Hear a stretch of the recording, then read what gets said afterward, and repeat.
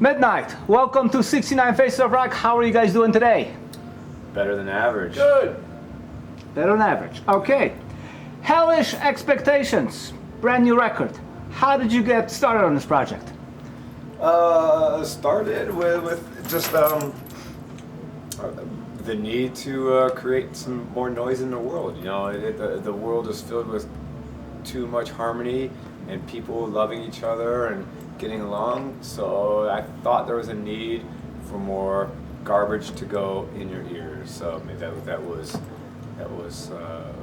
I think there was a need for that. And how effective is that garbage? Very, very effective. I mean, because there's usually just shit in people's ears and shit in their brains, but people need to balance out the shit with garbage, because if there's just too much shit, you're not getting enough nutrients. So you need the garbage to go in there to balance. Garbage was actually a physical good at one point. Yeah. Shit kind of will leave, garbage goes in. Garbage goes in, shit goes out. Recycles. Constant. That's deep. It's poetry. Deep. When you need inspirations, what are your records to go to? What do you listen to? Again, you know, it's you know, the stuff, it's already in my head, so I don't really need to like, I'm gonna pop on some Bon Jovi record and have it influence me. That's not how it really works. The influence comes from living. It comes from walking up those back stairs that you found. You know, like I didn't know about that, so that's an influence. You know, it's like, holy shit, there's some new stuff to be had. You know, So there will be a song about that back road on the next album. No, it's not that literal. But I mean, I'm just saying you have to keep your mind open to new ideas. So I was just following you, and then you had this new idea, and then so I have to you have to keep your wavelengths open for new ideas. Let's talk about some of the songs. Masked and Deadly, is that an autobiographical song, considering that you are masked and deadly? Well, I don't know if we're deadly as much. I'm fucking 135 pounds. I can barely hurt a fly. But that was kind of co-written by a good friend of mine, Omid, who put out the first Midnight record, that 12-inch Funeral Bell. He had that title for his band, Battle Torn, and he wrote it about us, but they never recorded it. So he said, "Yeah, dude, take that title. You know, here's the lyrics." So I kind of modified the lyrics and made them a little better, and so it's kind of like his writing. Deliver Us to Devil. What kind of a delivery are we talking about? UPS, FedEx, DHL? I mean, you jest, Yeah. I think, but that's very true. I mean, you mentioned this, and you say you like playing Deliver Us to Devil, and which is very ironic. Because Yeah, there's Commandor not a guitar Vanik, solo in there, enlighten us. right? What about the? Deliver Us to Devil. There's no guitar solo in that song. It's just pure. The whole song is just intensities. Just fast as fuck. Commander Vanik, how do you feel about all this new garbage that he presented you with? Well, I gotta digest it all, so you gotta eat it. And he's not. I mean, you could see that he's thin, so it's. So he's got a good Trying. digestion. Yeah, it's got It comes in and goes right out.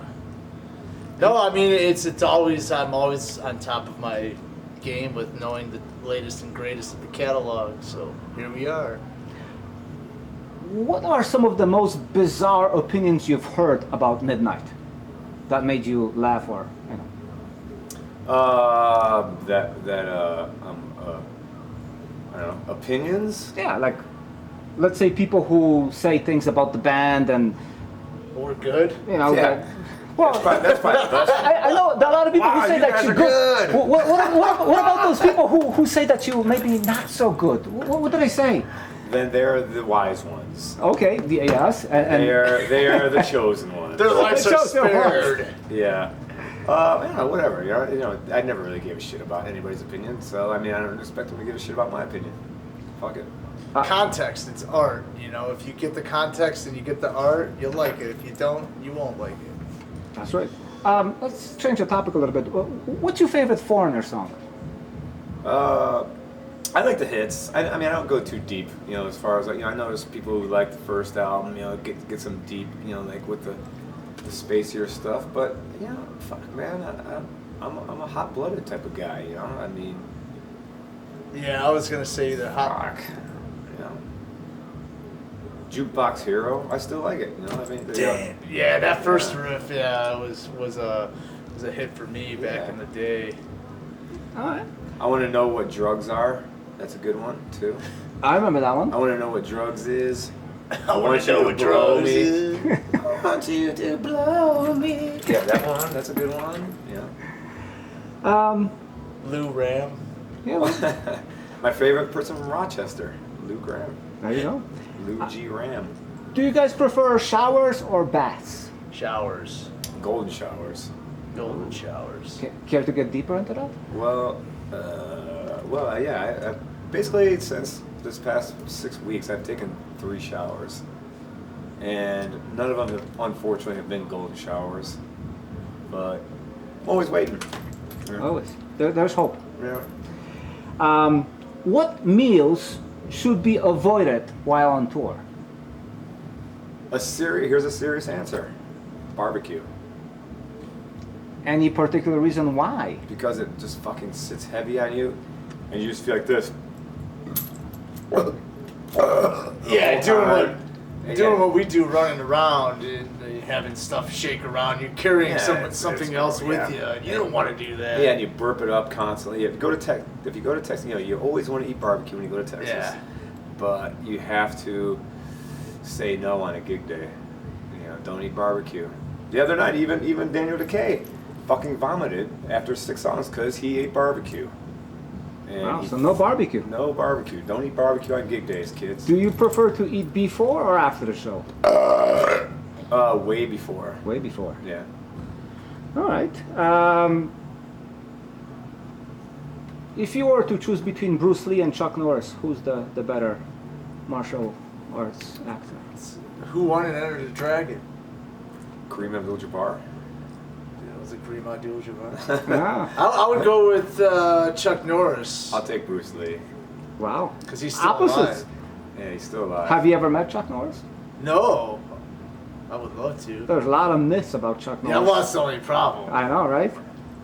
Even the afraid. boogeyman checks under his bed That's for Chuck Norris. I'm scared to chop my head off with his wrist. Bruce Lee. Yeah.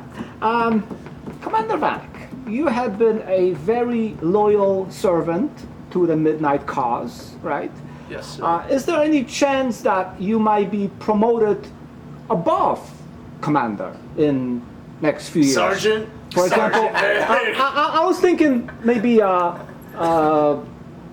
King let's of see, Chicago. Admiral Vanik. But Admiral sounds too admirable. I know. Commander, he fucking commands. That's a, you know. So He does. It's like, yeah, you just like you said a couple minutes ago. You know, he has the instrument. It's at his command. It's the instrument that he built, and it's his command. He is the commander. So It's a description of what I do, what it is that I do. I command situations that happen on the stage, under lights, Yeah. under the heat. Reminds me of that science fiction show from the 70s, Space 1999, with Commander Koenig. Are you guys familiar with that? I'm not familiar with it. Oh, I well. mean, I'm only born in like 1994, Mark. Well. The day that Utz- Way before So my time. I got a little bit too deep here. We're talking 1974. Way before my time. All right. Hellish Expectations. Is that a beginning of a new phase? Like, let's say next few records will be all about expectations, like demonic expectations, mayhemic expectations. What's coming up? Great expectations, like Yeah, Kiss on. that's right. No. No, It's not. no. So, where will you take your audience next? What's the next concept? You know, that's not my job to take them anywhere because you know they can do what they want. You know, but I'm not gonna take. They're not gonna ride around with me, man. Will there ever be a public unhooding of Midnight, like let's say Kiss did on MTV? No, you don't want to see that. That's like the last scene of fucking Friday the 13th when it was like. Although Gosh. I look like the Ken doll from Barbie. So people might regret that people might regret ever requesting that. Yeah. Okay. Yeah, you don't want to see the you know when something bad happens, but you don't want to know the details of it. So Looking on the other side of that token, was there ever a point where another band stole your identity because there are no faces available, and let's say they could have gotten the hoots and booked a tour and went and collected the money you should have collected? funny enough, Yeah. I mean, well, when we played with the Mentors Uh-huh. years ago, I mean, it was of course, obvious. There's Mentors influence. It's pretty obvious, but Dr. Heathen Scum had one of the greatest sayings. He's like, "Who was that band before us?" He's like, I think they look kind of familiar. Good, now we can go out and whatever. He said some stuff. We can go out and do this and that and blame it on those guys. And I was like, that was great. Because that was just very, very, like self-aware of him to know that he could do that. Just blame it on us. He can go out and raise hell and just blame it on us. Yeah. I believe there is a Midnight book in print now. Tell me more about how that developed. That was Hannah Verburen. She's a photographer, lives in Los Angeles, but from the Ohio area. And she's just always been a friend and a fan and a photographer. Friend, fan, photographer. Which one doesn't start with Q? And so she's been it's been a labor of love for her for the past couple of years. Finally came to fruition, and Ian from Bazillion Points is the one who put it out, and it couldn't be any better. It's really good. To kind of stay in the same territory, what would a Midnight family photo album look like? Probably like Texas Chainsaw Massacre or Family. Yeah, more or less, with a mixture of the same photos, like Fred Flintstone's clothing. We're all always the wearing same. black, so it's kind of Opens like up how that you- closet and it's like, Yeah. okay, what black Yeah. hood should I wear? Right. It's the same, Yeah. tiger skin outfit. Yeah. Yeah, well, if you were to pick one band or musician from the past that guide you in what you do, who would that be? Guide one artist. Yeah, Alive or dead, or makes no difference. Their music is alive forever, regardless. Well, I see. Well, a serious answer, I guess. My favorite is Jimmy Page. I think he's, since a kid, I've just always really like how he can see the big picture. It wasn't just all about guitar. It wasn't just all about bass. It was about production value, moods, songwriting, hooks, guitar. Everything. So for the type of stuff that I like, rock music, hard rock music, it's Jimmy Page. yeah. I mean, for me, it would probably have to be Eddie Van Halen, just because, just the way he was just a master of the whole signal path, whether it be just the guitar, his technique, his amps, all the cables running to all that. He perfected every way to that, so I would go with him. It's funny how both of those guitar players are connected, because Jimmy Page's tenure was kind of ending as Eddie Van Halen's was beginning, and you can see like the torch being passed. And again, when it comes to production values, Eddie was also very particular about just doing what's best for the song, not necessarily Yes. overplaying. Serve the song. Yeah. That's it. Finally, what is one thing no one ever asked you and you feel it's the key to understand the entire operation known as Midnight? If I knew that answer, then I would have said it long ago. But no, I don't answer. Don't even think about it. Don't even think about it. It's people can do whatever the hell they want, and that's just keep it simple. Keep it simple. That's what I think. Thank you. Thank you. Can I ask you a couple of questions, Mark? Please do. You being a teacher, Yes. Do you find these kids just, is it more difficult? You know, they're just on their phones all the time. You can't do anything about that. Like when we were in school, if you were chewing bubble gum, detention. Running in the hall, detention. Now kids are just running wild. Is that what it is? The case? They get a lot more leeway than we did. Yeah. There was a lot more discipline. Discipline is not as demanding as it used to be, and it creates a lot of problems that people in charge later do not want to admit. Right. But that's just how it is. I think generally, when you look at young people and us, we were a completely different breed. But then our parents thought we were Yeah. a different breed as well. But it's a larger generation gap now, right? Absolutely, Yeah. because of technology and For what it worse, brings. there's always a generation gap, but the Yeah. technology brought this huge generation gap. what You it know, with brings, your but daughter, also what it takes away.